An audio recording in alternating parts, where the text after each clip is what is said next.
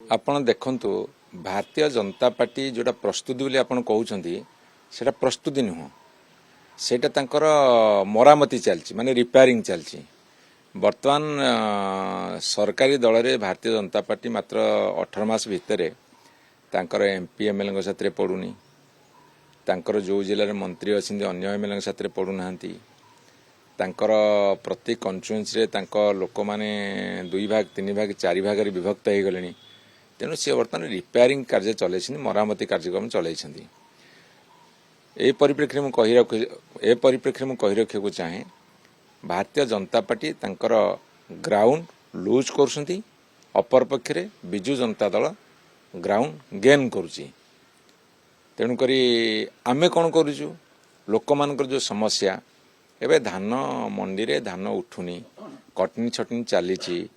लोकंकर token मिली सी धान दे पारु नाहंती कि नहीं पारु नाहंती बहुत चाषी काटी देइछंती ता साथी पैसा भी ठीक रे पेमेंट करू नाहंती तेणु करी ताकू नहीं कि बर्तमान प्रति जिला हेडक्वार्टर आंदोलन चलची मो कथा बुझिले कि आउ ता साथी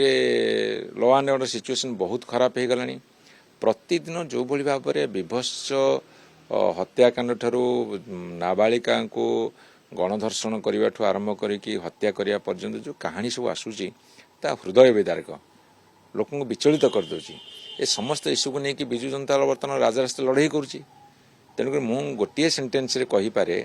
Bharatiya Janata party ground loose कर विजु जनता दल ग्राउंड गेन करुच्ची लोकंकर समर्थन अच्छी।